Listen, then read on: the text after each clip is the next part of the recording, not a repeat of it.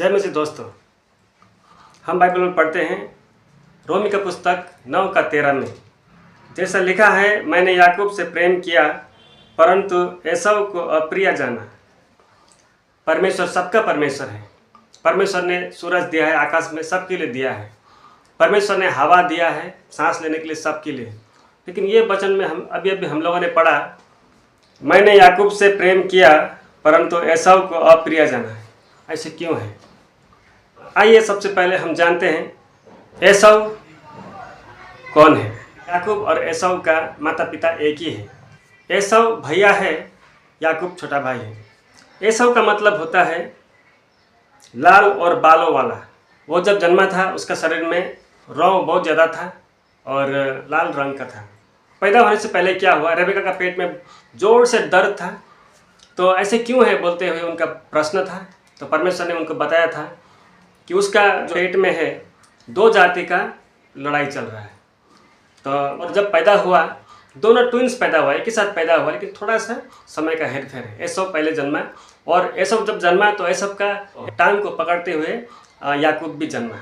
और जब एसाव थोड़ा सा बड़ा होने लगा, वो तीर धनुष चलाने वाला व्यक्ति हुआ, शिकारी करने वाला एक व्यक्ति बना। लेकिन याकूब जो है वो घर में शांत से रहने वाला, घर का सभी बातों को देखने वाला, समझने वाला और बिजनेस करने वाला, उन्नति करने वाला ऐसे व्यक्ति याकूब बना।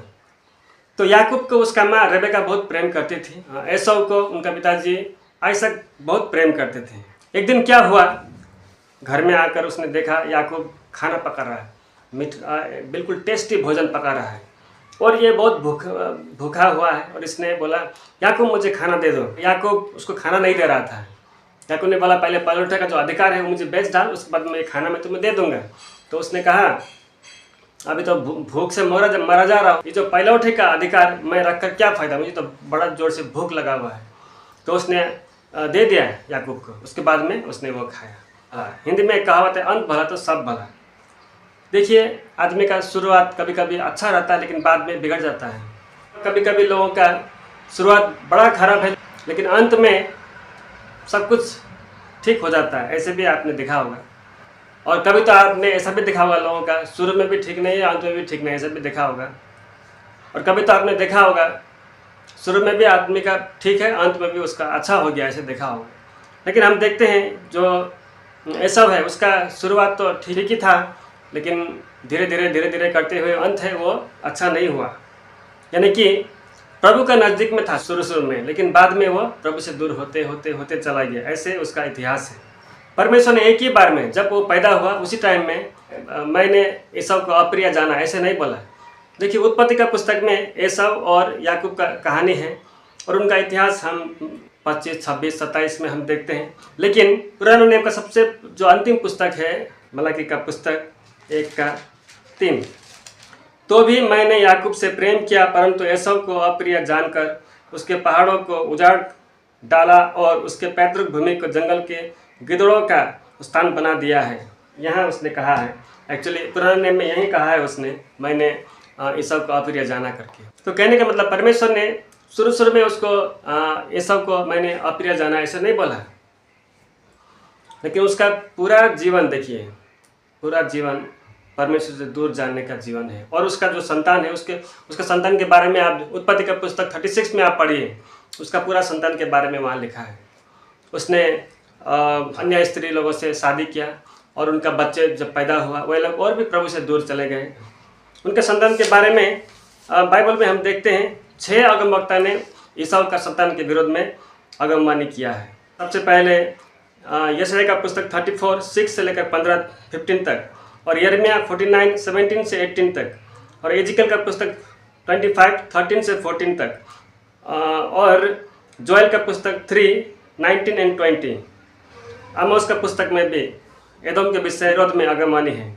और ओबद्याह का पुस्तक में भी, ओबद्याह में सिर्फ एक ही चैप्टर है और वहाँ पद 10 से लेकर 14 तक आप पढ़िए तो वहाँ एदोम के विरोध में अगमवाणी वहाँ है। एदोम ने क्या किया, क्या गलती किया है, वो भी वहाँ लिखा हुआ है। हम पढ़ते हैं, ठीक है। तो ओबद्याह का पुस्तक 1 का तो 10 से 14 तक हम पढ़ते हैं। हे एसाव, उस उपद्रव के कारण जो तूने अपने भाई याकूब पर किया, तू लज्जा से ढांपेगा और सदा के लिए नाश हो जाएगा। जिस दिन परदेशी लोग उसकी धन संपत्ति छीन कर ले जाए और पराये लोगों ने उसके फाटकों से घुसकर यरूशलेम पर चिट्ठी डाली, उस दिन तू भी उनमें से एक था, परंतु तुझे उचित नहीं था कि तू अपने भाई के दिन में अर्थात उसकी उपत्ति के दिन में उसकी ओर देखता रहता और यहूदियों के विनाश के दिन उनके ऊपर आनंद करता और उनके संकट के दिन बड़ा बोलता।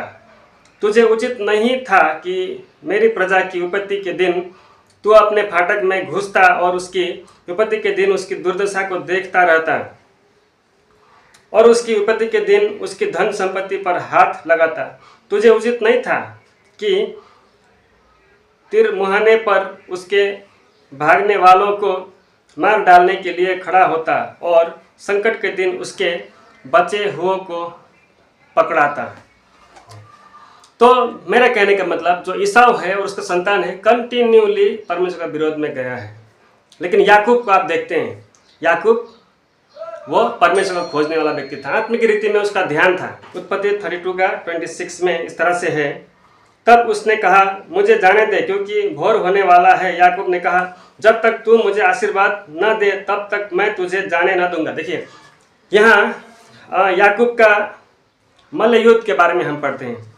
याकूब जब लाबान का घर से अपना भैया का घर में, अपना घर में वापस आ रहा है, अपने परिवार के साथ में आ रहा है, तो रास्ते में परमेश्वर उनको दर्शन देते हैं। वर्तमान में घबराहट है, डर है, डाउट है, शंका है और अकेलापन महसूस करता है, इसलिए वो पूरा रात वो प्रार्थना करता रहता है और परमेश्वर से वो कहता है, मुझे जब तक आशीर्वाद नहीं देगा मैं आपको छोड़ूंगा नहीं, इस तरह से।